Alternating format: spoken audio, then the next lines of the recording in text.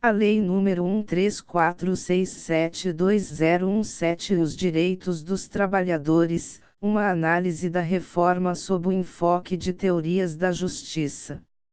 Cíntia Campelo. José Cláudio Monteiro de Brito Filho. Ney Maranhão. Introdução. Atualmente, o Brasil vivencia um momento de adaptação a um novo panorama nas relações laborais.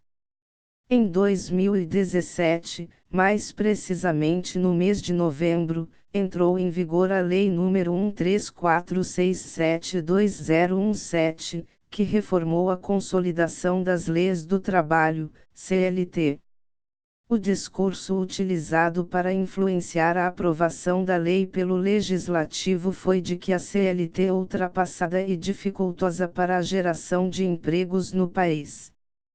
Portanto, seria necessário reformá-la para que a legislação se adequasse mais à realidade laboral atual, que ao longo dos anos sofreu intensa modernização. Durante o processo de aprovação da legislação e mesmo no momento atual, onde diversas ações diretas de inconstitucionalidade, ADI, estão tramitando no Supremo Tribunal Federal, STF, muito se falou sobre a legislação seguir princípios utilitários. Um exemplo foi o debate do julgamento da ADI número 5.766, que contesta a inconstitucionalidade do artigo 790-B da CLT. O ministro Luiz Roberto Barroso, durante seu voto a favor da constitucionalidade do dispositivo, arguiu que a mudança na legislação seria o melhor para os trabalhadores, para a sociedade e para o país, porque diminuiria custos e melhor distribuiria a justiça de trazer melhores resultados. Em resposta, o ministro Ricardo Lewandowski arguiu que certos princípios constitucionais, como o da dignidade humana e cidadania, não podem ser interpretados sob o ponto de vista da eficiência e do utilitarismo, e que o direito tem de ter uma outra interpretação que não uma base de vantagem ou de aumento de riqueza. Apesar dos argumentos de que o utilitarismo é a teoria da justiça por detrás da reforma, o intento deste artigo é, portanto, responder à seguinte pergunta: qual a teoria da justiça que se aproxima das mudanças promovidas pela reforma trabalhista?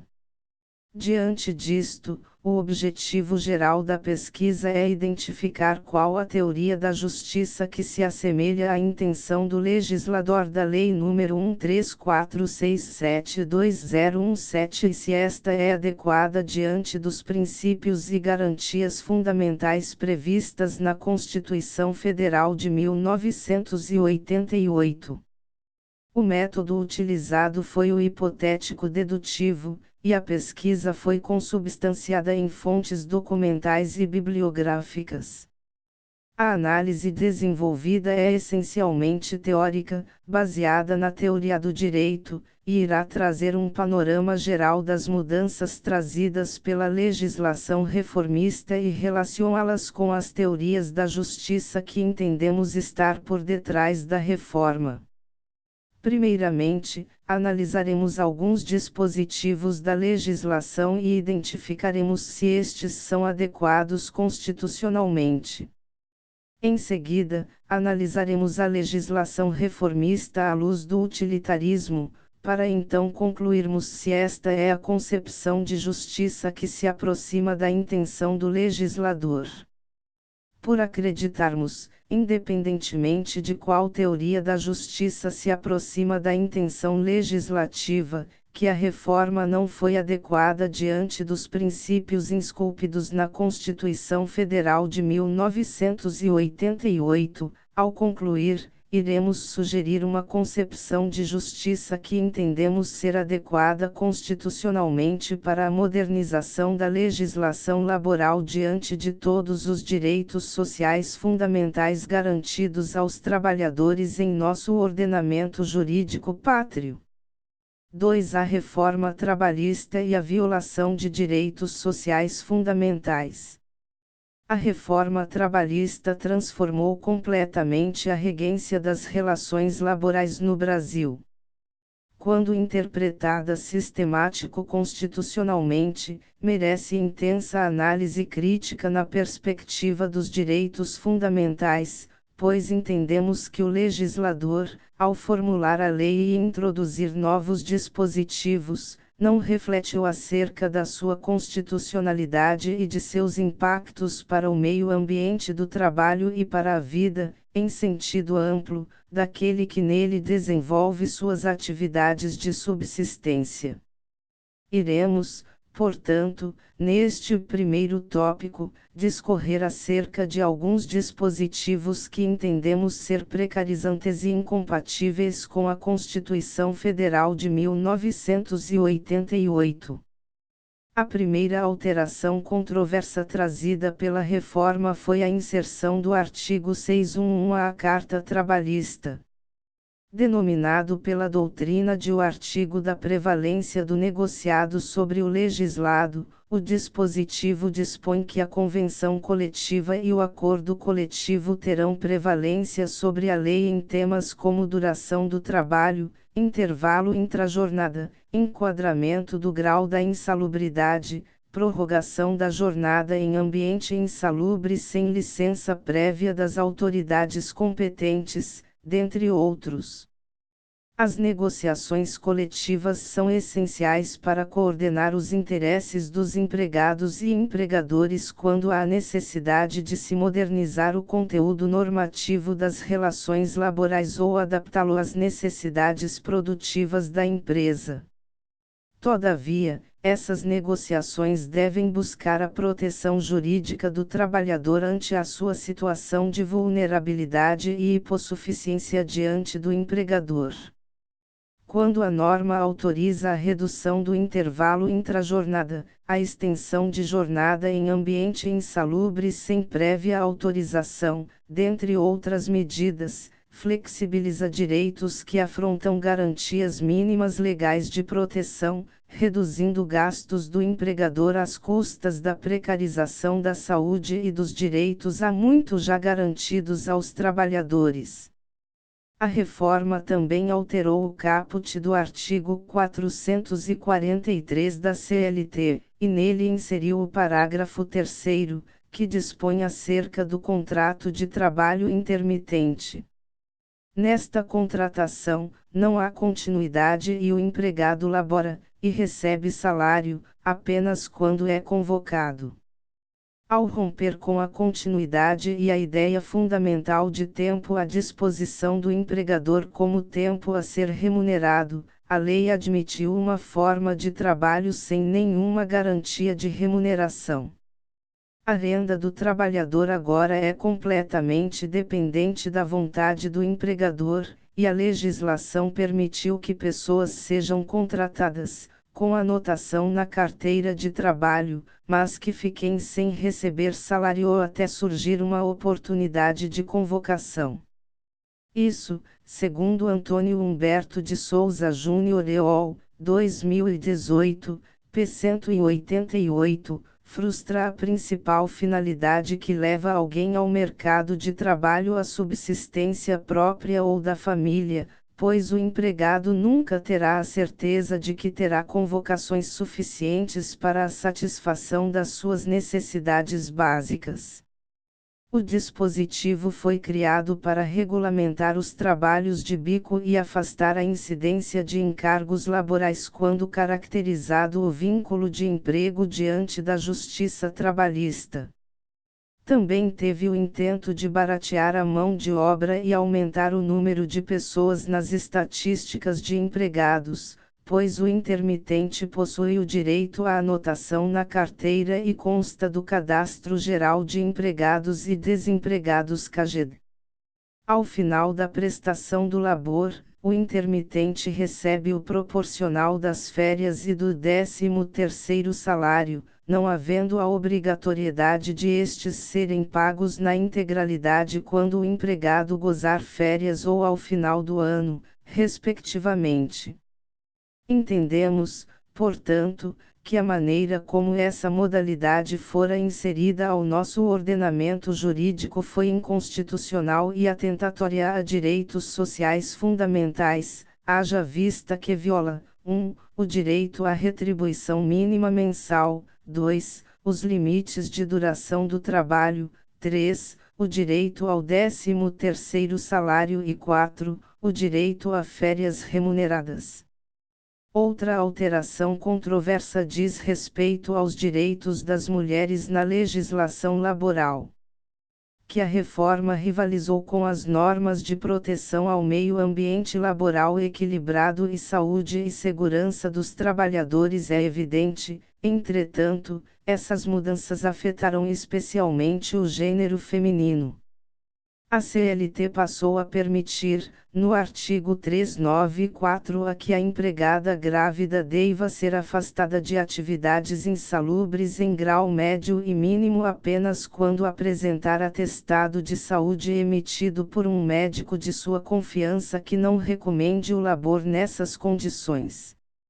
O dispositivo também dispõe que a mulher deverá ser afastada das atividades insalubres em qualquer grau na fase de lactação apenas se apresentar o atestado. Levando em consideração a vulnerabilidade inerente a todos os obreiros, apresentar um atestado por qualquer trabalhador já pressupõe certo receio, pois isto implica na isenção da aplicação da falta, o que não é muito bem visto pelo empregador. Imagine no caso da mulher, que historicamente sofre com a discriminação de gênero. É sabido que, corriqueiramente, trabalhadores forçam-se a trabalhar doentes para não demonstrar qualquer fraqueza ao empregador, esforço este em prol da manutenção do vínculo de emprego do qual dependem. O legislador então coloca a mulher na difícil situação de ter que optar entre arriscar a sua saúde e a de seu filho prosseguindo no trabalho ou de arriscar perder suas subsistências por não se submeter aos riscos inerentes ao ambiente insalubre. É de se espantar que um dispositivo que viole tantas garantias constitucionais tenha sido sequer aprovado. Ao submeter o nascituro a riscos de saúde, viola os princípios da proteção integral e da absoluta prioridade da criança e do adolescente previstos no artigo 227 da Constituição Federal. Ao colocar a gestante e a lactante na difícil situação de escolha já mencionada, viola a proteção ao trabalho da mulher, arts 5º, e, 7º, XX e XXX e 226, 5º, da CF/88. Ao diferenciar a mulher por uma condição inerente ao seu sexo biológico que é a gestação, viola a vedação de práticas discriminatórias em virtude do sexo, art. 3º, 4ª da CF/88. Ao colocar a lactante em risco, viola a proteção à maternidade, art. 6, caput e art. 7, XXV, 18, XXX da CF e art. 10, segunda, B da ADCT. Estes foram apenas alguns exemplos de dispositivos trazidos pela Lei nº 1346720117 que expressam violações claras a direitos fundamentais historicamente conquistados pela classe operária no Brasil. Conforme anteriormente observado, a Lei nº 1346720117 foi aprovada em nosso ordenamento jurídico sob o engodo da geração de empregos e da modernização da CLT. Diante da análise dos dispositivos supramencionados, à primeira vista essa flexibilização de direitos parece ter o intuito de facilitar a contratação e diminuir custos para gerar mais postos de trabalho, o que parece uma fundamentação com bases utilitárias. Passemos, portanto, a discutir se o utilitarismo foi, de fato, a concepção de distribuição de justiça que se aproxima das mudanças trazidas pela reforma. 3. Qual a concepção de justiça que se aproxima das intenções do legislador reformista? Conforme observamos, assim como no debate entre os ministros do STF, diversos veículos de comunicação e pessoas aduzem que os argumentos utilizados pelos defensores da reforma, bem como pelo próprio legislador na edição da lei, seguiram premissas utilitárias.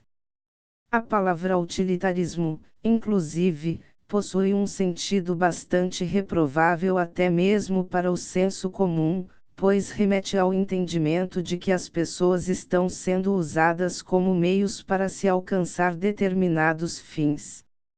Em contrapartida, o utilitarismo é a concepção de justiça mais utilizada pelos governos na elaboração de políticas públicas a fins de efetivar direitos sociais. Tome-se, como exemplo, o SUS, que tem políticas de prestação à saúde que visam a atingir a maioria da população, excluindo pessoas que possuem condições diferenciadas de saúde.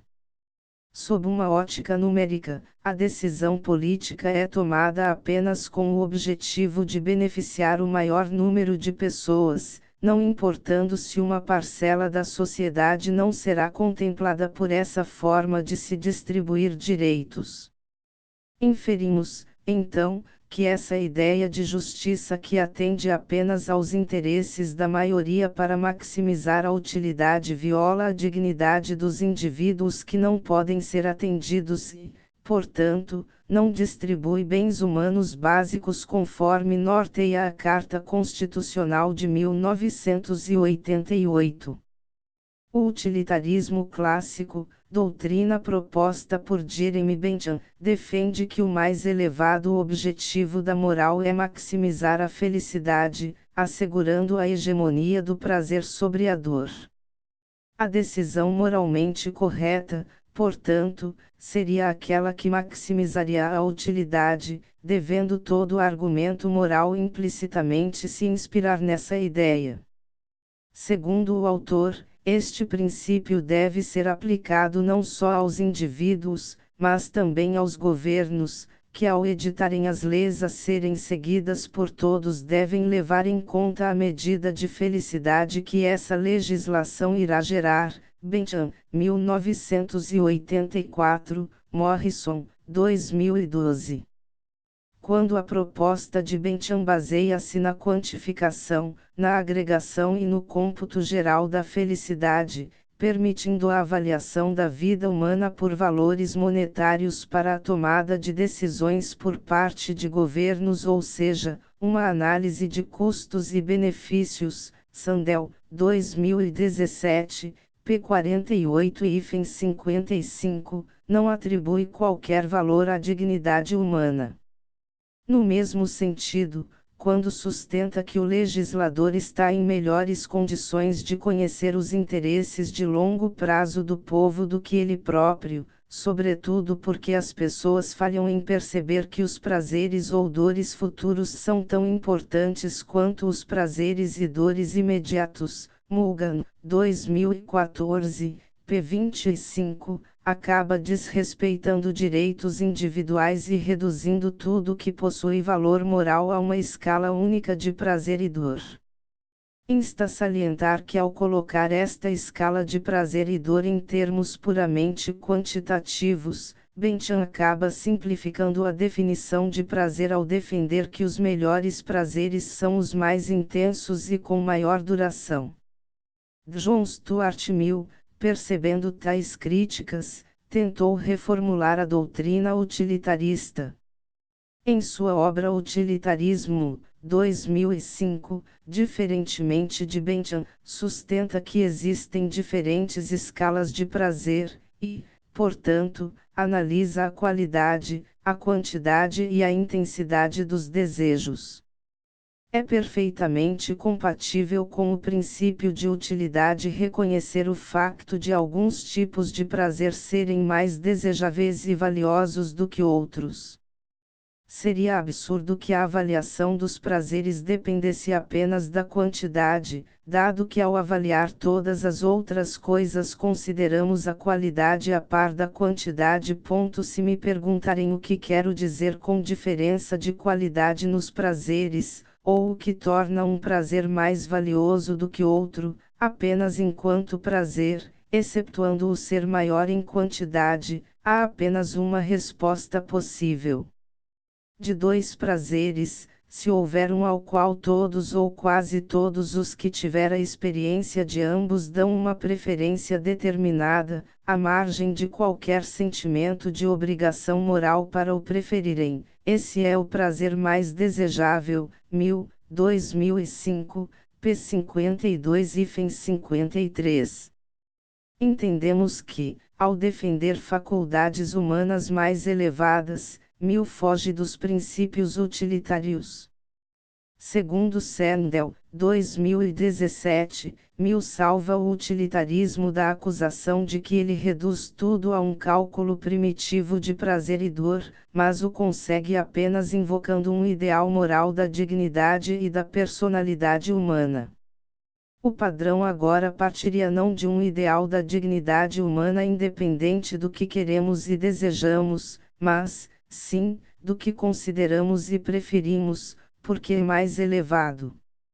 Na obra sobre a liberdade, 2006, este ideal resta bem claro.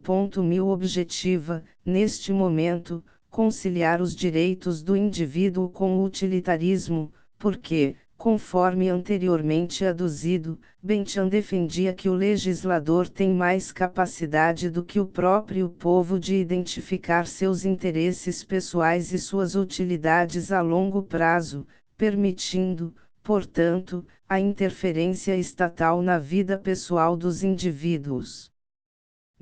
Ao discordar, defende que as pessoas devem ser livres para fazer o que quiserem, contanto que não causem danos aos outros. O governo, segundo ele, não pode interferir na vida privada do indivíduo para impor qualquer crença ou proteger a pessoa de atos que só irão impactar sua vida pessoal. 2006, Sandel, 2017. Entretanto, o autor não está defendendo aqui que o utilitarismo deve atender apenas a demandas individuais. Pelo contrário, ao reconhecer que a esfera apropriada de liberdade humana abrange a total liberdade de opinião e sentimento em todos os assuntos, práticos ou teóricos, científicos, morais ou teológicos, a liberdade de gostos e objetivos, de moldar o nosso plano de vida de modo a adequar-se ao nosso caráter, e a liberdade de união para qualquer propósito que não envolva dano para outros. 2006, p. 43-44, admite que quando os indivíduos possuem o gozo dessas liberdades, passam a discordar do costumeiro, do que lhe é transmitido de geração em geração, como a moral cristã, e ao serem excêntricos, possibilitam que com o tempo a sua discordância das coisas costumeiras evidencie quais destas coisas são adequadas para se converterem em novos costumes gerais na busca pela maximização da felicidade daquela coletividade a longo prazo. O indivíduo, portanto, não deixa de sucumbir diante de um bem geral. A legislação e os dispositivos sociais, segundo o autor, devem colocar a felicidade e os interesses desses indivíduos excêntricos em consonância com o interesse geral da coletividade. E aqui passamos a discutir a relação entre justiça e utilidade, para então adentrarmos a resposta da primeira pergunta problema do tópico, que, conforme salientado na introdução, é a reforma trabalhista, conforme amplamente divulgado na mídia, tem mesmo concepções utilitárias de justiça para a distribuição de direitos. Será que esta teoria da justiça é a que mais se aproxima da intenção do legislador? Conforme observamos ao longo do tópico, a concepção utilitária de justiça é a de que é justo ou moralmente correto o que produz a maior felicidade aos membros de uma comunidade. O utilitarismo se preocupa apenas com o cálculo final da felicidade, mesmo que alguns sejam sacrificados em nome desse objetivo, o que não observa a importância de respeito a direitos individuais. Portanto, entendemos que para que se identifique a teoria da justiça utilitária como a escolhida pelo legislador ou aproximada dos seus ideais, esta deve, em linhas gerais, promover a felicidade geral dos sujeitos que a ela serão submetidos. Quando observamos a reforma trabalhista sob o viés do utilitarismo, entendemos que esta não é a concepção de justiça que se aproxima das intenções do legislador. Reformou-se a CLT com o discurso falacioso de que isto aprimoraria a economia e geraria mais empregos, o que, à primeira vista, pode ser entendido como maximização da felicidade geral e aprimoramento do prazer geral, sobretudo porque a maior parte dos desempregados quer e precisa de uma forma de garantir a subsistência própria e de seus familiares. Entretanto, seguindo a doutrina de John Stuart Mill, o prazer a longo prazo deve ser levado em consideração. E neste caso, conforme observamos no tópico anterior, a lei atendeu aos interesses de um pequeno setor da sociedade, que são as elites empresariais, contrariando a doutrina utilitarista, que prevê a máxima felicidade geral. Quando analisamos alguns dos dispositivos da lei, percebemos que a reforma precarizou as condições de trabalho e foi contrária a diversos direitos sociais previstos constitucionalmente, o que pode incorrer em riscos à dignidade dos trabalhadores a curto e longo prazo. Seguindo as premissas utilitárias, de nada adianta as pessoas possuírem empregos ou uma boa remuneração se isto, a longo prazo, comprometer a saúde e, por consequência, a felicidade geral da comunidade. Quando o argumento de geração de mais empregos foi utilizado, em verdade, utilizou-se dos preceitos de maximização da felicidade para convencer a sociedade e encobrir a real teoria da justiça por detrás da edição da lei. Acertado, portanto, o entendimento de Brito Filho, 2017, que acredita que, em verdade, o libertarianismo fora a concepção da distribuição de direitos utilizada pelo legislador. O libertarianismo faz a defesa de um Estado mínimo e sem funções redistributivas, além de sustentar, também, ou por via de consequência, somente as liberdades, o que faz com que essa teoria não seja capaz de reconhecer direitos básicos, indispensáveis, fundamentais, para além dos direitos de liberdade, tornando-a incompatível com uma noção ampla de direitos fundamentais, e que sustente a indispensabilidade dos direitos sociais. Embora o libertarianismo seja incompatível com a Constituição da República, que reconhece os direitos sociais como fundamentais, seus adeptos podem, de alguma forma, tentar colocar em prática as suas ideias, se não eliminando a proteção social existente no Brasil, o que não seria possível, mas, ao menos, enfraquecendo-a, ao ponto de seu custeio ser o menor possível. Brito Filho, 2017, p. 24. Os defensores da reforma trabalhista, portanto, se utilizaram de um discurso utilitário para que a legislação fosse aprovada e aceita diante da sociedade. Entretanto, apenas o discurso foi utilitário, já que a supressão da intervenção estatal na proteção aos direitos sociais do trabalhador foi verdadeiramente libertária, beneficiando o empresariado pequena parte da sociedade ao invés de promover mudanças que maximizassem a felicidade geral da comunidade. como prevê a doutrina utilitarista.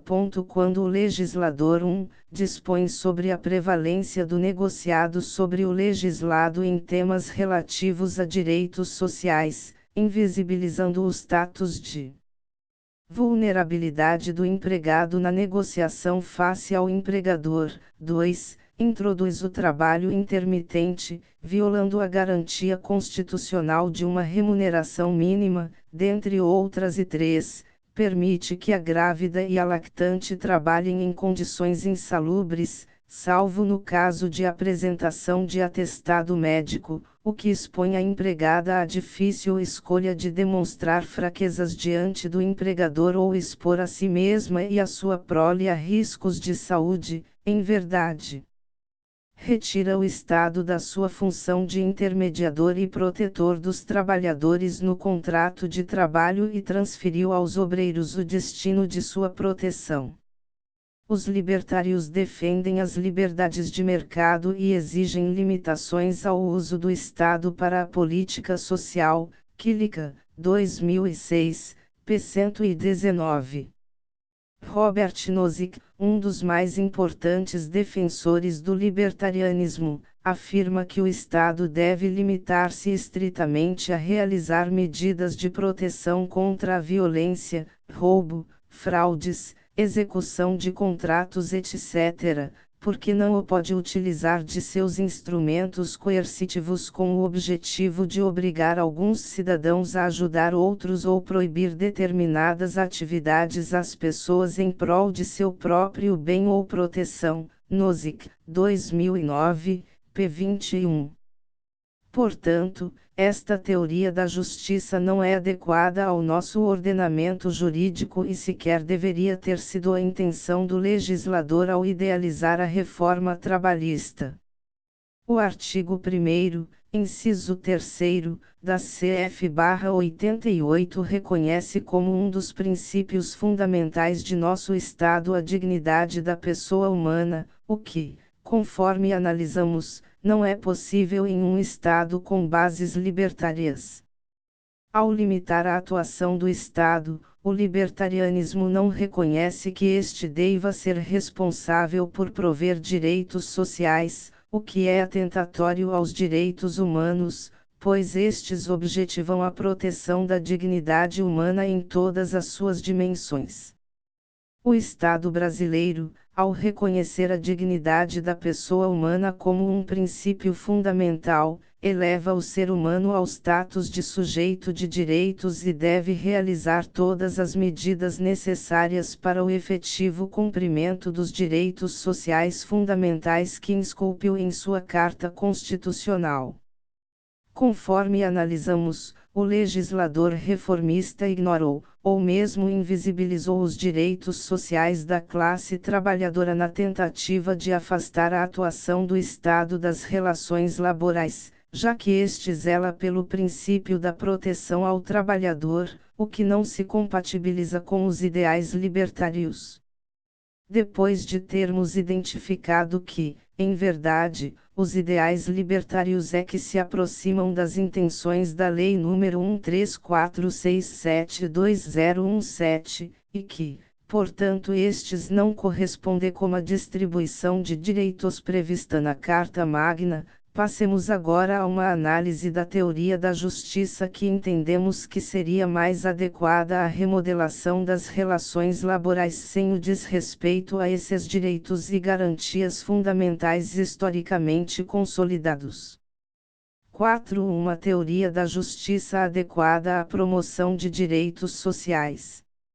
Martha Nussbaum, na obra Fronteiras da Justiça, demonstra que medir o índice de satisfação e justiça pelo acesso à oportunidade de emprego e salário não é suficiente para aferir o bem-estar social pleno.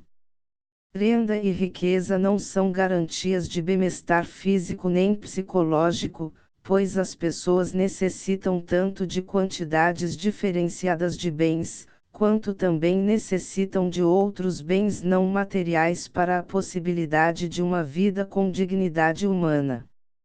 A autora denomina estes bens imateriais de capacidades, Nussbaum, 2013.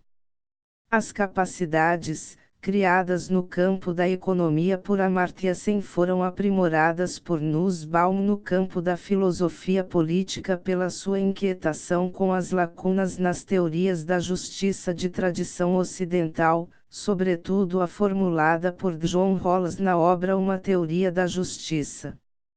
Segundo a autora, um dos pontos de tensão que a levaram a debater os problemas de justiça não solucionados pela teoria rawlsiana e oferecer uma complementação a esta concepção de se deliberar acerca dos princípios políticos que irão reger determinada sociedade política foi a concepção de igualdade aproximada no estágio pré-contratual. Rawls defende que entender a estrutura da sociedade política como um contrato alcançado a partir de uma situação onde indivíduos não possuem vantagens antecedentes, é entender o que a justiça requer. Somente saindo de um estado de natureza balanceado, ou, em suas palavras, de uma situação original de igualdade, é que as partes contratantes irão extrair um grupo de regras que vai proteger de forma adequada os interesses de todos. 1997, p. 12-13. Entretanto, quando analisamos as teorias contratualistas, em verdade os sujeitos pactuantes são homens, aproximadamente iguais em capacidades e capazes de atividade econômica produtiva. Desse modo, as regras de justiça acabam atendendo apenas a este público específico, o que leva por excluir indivíduos que também serão regidos pelos mesmos princípios, como, por exemplo, as mulheres e as pessoas com deficiência.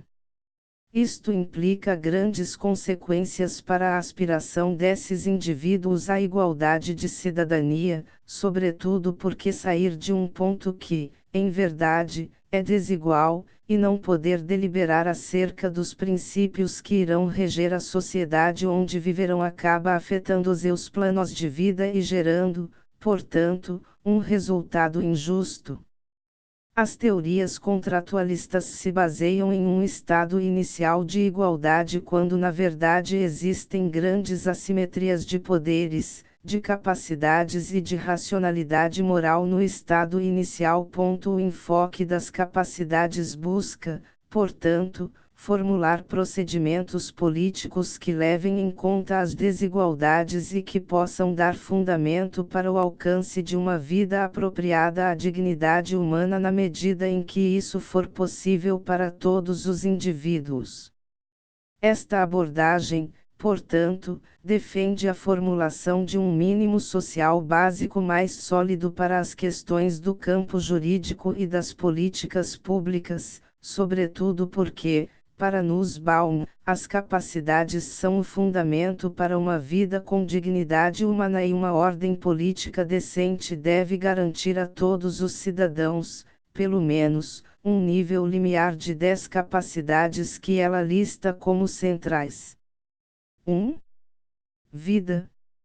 Ser capaz de viver até o fim de uma vida humana de duração normal, não morrer prematuramente, ou antes que a vida seja tão reduzida a ponto de não valer a pena viver. 2. Saúde corporal. Ser capaz de ter uma boa saúde, incluindo saúde reprodutiva, ser adequadamente nutrido, ter moradia adequada. 3. Integridade corporal.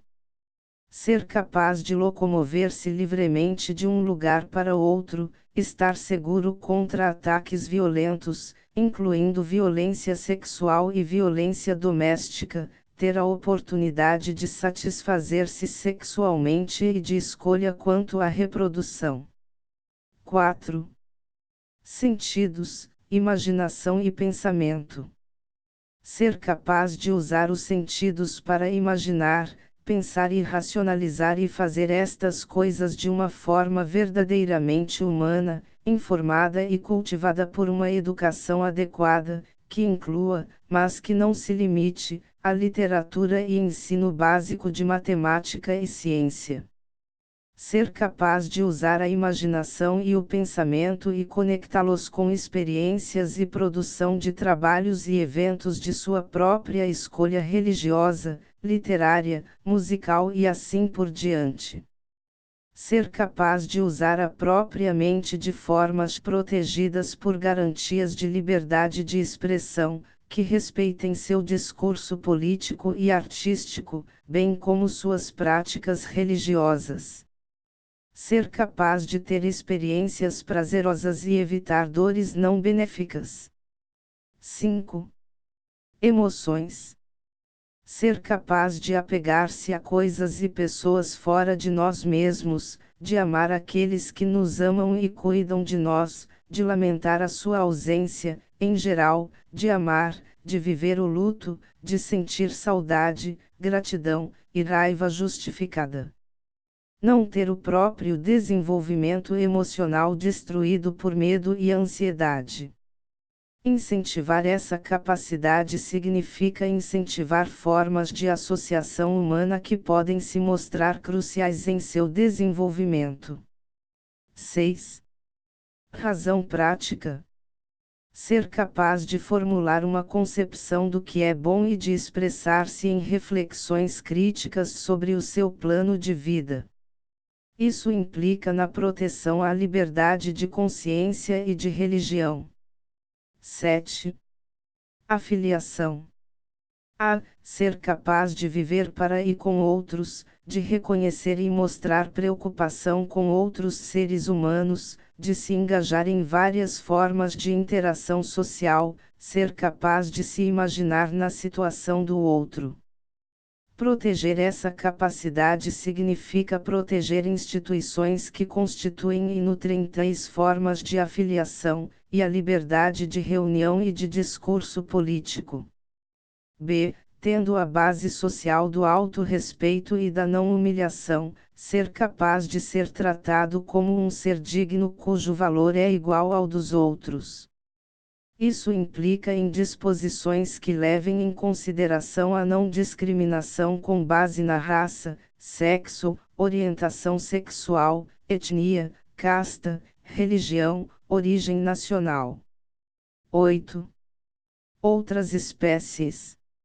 Ser capaz de preocupar-se com os animais, plantas e o mundo da natureza.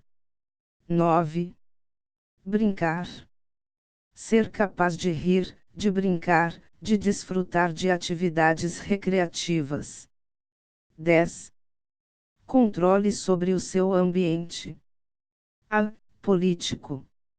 Ser capaz de participar efetivamente de escolhas políticas que afetem sua vida, ter o direito de participação política, proteção à liberdade de expressão e associação. B. Material. Ser capaz de manter a propriedade, de bens móveis ou imóveis, e ter direito de propriedade em igualdade de condições com os demais, ter o direito de procurar emprego em igualdade de condições com os outros, ser capaz de trabalhar como um ser humano, exercitar a razão prática e desenvolver relacionamentos de reconhecimento mútuo com outros trabalhadores, nos Baum, 2011. P 33-34, tradução nossa. Importante destacar que essas capacidades não são independentes, pelo contrário, apoiam-se de diversas maneiras. São uma teoria prática da justiça social que não pretende resolver todos os problemas distributivos, mas especifica um mínimo social a ser observado bastante amplo. Salientamos que algumas capacidades podem ter prioridades, e uma razão para atribuir essa diferenciação pode ser para remover alguma desvantagem lesiva, nos Baum, 2011, p. 40-45. Entretanto, o enfoque das capacidades não é uma doutrina política sobre os direitos básicos. Na verdade, somente especifica condições necessárias para que uma sociedade seja dignamente justa, na forma de um conjunto de direitos fundamentais para todos os cidadãos. quando há uma falha no fornecimento desses direitos, isto constitui uma grave violação da justiça básica, pois considera-se que essas capacidades são implícitas nas noções de dignidade e de uma vida segundo a dignidade humana, nos BA1, 2013, p. 191192. Desta maneira, o enfoque das capacidades defende um mínimo social para a concretização da dignidade humana. Diferentemente da concepção de dignidade kantiana, Nussbaum sustenta uma concepção de bases aristotélicas, que considera o homem um animal político, o que, portanto, enseja em muitos tipos diferentes de dignidade animal no mundo, que merecem igual respeito e tratamento justo. Segundo sua teoria, a dignidade humana é caracterizada por um tipo de racionalidade que consiste em uma variedade de formas de raciocínio prático, e pela sociabilidade. Assim, na denominação política de pessoa, a partir da qual derivamos os princípios políticos básicos, introduzimos um reconhecimento de que somos seres animais necessitados e temporários, que começamos como bebês e terminamos, muitas vezes, em outras formas de dependência. Chamamos a atenção para essas áreas de vulnerabilidade, insistindo que a racionalidade e sociabilidade são elas próprias temporais, possuem crescimento, maturidade e, se o tempo permite, declínio. Reconhecemos também que o tipo de sociabilidade plenamente humana inclui relações simétricas, tais como as que são centrais para Rawls, mas também relações de assimetria. Insistimos que relações não simétricas podem ainda conter reciprocidade e verdadeira funcionalidade humana, nos BA1, 2013, p. 197. Percebemos, portanto, que a teoria de Nussbaum é uma abordagem apta a contribuir para a compreensão e extensão dos valores dos direitos humanos. O exercício efetivo desses direitos depende da capacidade das pessoas de exercê-los, e quando as relações têm indivíduos em posições assimétricas, o Estado deve zelar e prover capacidades para que estes possam gozar de direitos e alcançar a dignidade humana de forma igualitária.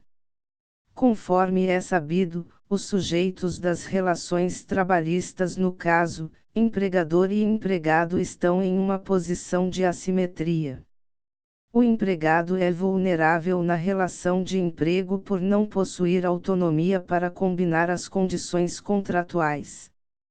Sua força de trabalho é comprada pelo empregador e este adere voluntariamente às imposições patronais por possuir a necessidade de se alimentar e garantir a sua subsistência e de sua família, o que faz do contrato de emprego um verdadeiro contrato de adesão.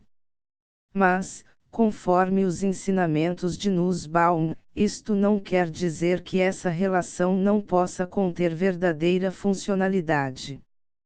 Todavia, para que funcione, é importante que se reconheça a assimetria, ou seja, a situação de vulnerabilidade do empregado diante do seu empregador, para que o indivíduo não seja explorado intensamente.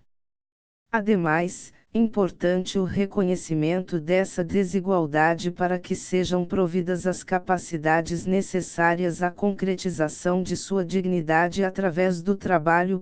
Por isso, entendemos que a teoria das capacidades teria sido uma boa concepção de justiça para embasar a reforma das relações laborais, pois observaria a real situação dos trabalhadores diante de seus empregadores e proveria a estes as capacidades necessárias para o gozo de seus planos de vida, compatibilizando a modernização da legislação laboral com os direitos sociais fundamentais esculpidos na Constituição Federal. A Carta Magna de 1988 prevê, apesar de promover o modo de produção capitalista e incentivo ao crescimento econômico, a proteção do trabalhador. Portanto, o Estado deve preocupar-se com condições laborais que sejam desfavoráveis à saúde e ao bem-estar dos indivíduos, observando-se a forma como a legislação transforma as atividades laborais e a flexibilização de direitos não irá expor o trabalhador a agentes de risco prejudiciais à sua vivência plena e saudável e, consequentemente, irá impedi-lo de alcançar a dignidade humana. Entendemos, por fim, que se o legislador tivesse intenções aproximadas do enfoque das capacidades para reformar a CLT, o que entendemos ser necessário, pois a sociedade é mutável e o direito se transforma ao longo dos anos, teria observado que o trabalho é essencial para a concretização da dignidade para os membros da sociedade, e é direito de todos ser capaz de trabalhar como um ser humano em condições com um mínimo de observância a garantias sociais fundamentais. O Estado e a legislação têm de prover as capacidades necessárias para que estes atinjam melhores condições de vida, ao invés de incentivar retrocessos sociais e desrespeitos a direitos fundamentais historicamente consolidados que afetam a vivência plena desses sujeitos de direitos, como o que ocorreu com a reforma trabalhista. Conclusão. Ao realizarmos a análise de alguns dispositivos aprovados e em vigor no nosso ordenamento jurídico em razão da reforma da CLT, Lei nº 13467/2017, entendemos que violam direitos sociais fundamentais historicamente conquistados pela classe trabalhadora no Brasil, sendo, portanto, flagrantemente inconstitucionais. Diante da análise, destacamos ainda que muito se suscita que a reforma tinha o intuito de flexibilizar direitos para, ao diminuir custos, facilitar o ingresso de mais pessoas no mercado de trabalho, o que indicaria uma aproximação das intenções legislativas de uma teoria de justiça utilitarista. Todavia, após discorrermos sobre o utilitarismo, entendemos não ter embasado as intenções do legislador reformista, porque, nem a curto e nem a longo prazo promoveu a maximização da felicidade da comunidade. Dessa maneira, seguindo o escopo do objetivo geral do artigo, identificamos que a teoria da justiça que se aproxima da reforma é o libertarianismo, pois quando analisada à luz da Constituição Federal, afasta o Estado do seu papel de proteger o trabalhador por sua vulnerabilidade diante do empregador, defendendo uma intervenção mínima, maiores liberdades de contratação e negociação e uma menor responsabilização do empregador.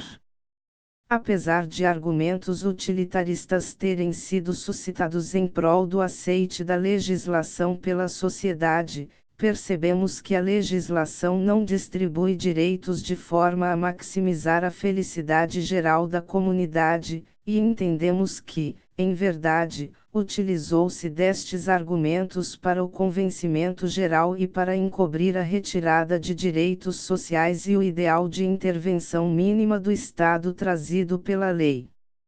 Por fim, identificamos que a teoria de justiça proposta por Martha Nussbaum seria importante na busca de remodelar direitos de forma compatibilizada entre o desenvolvimento econômico e a necessidade de especial proteção ao trabalhador.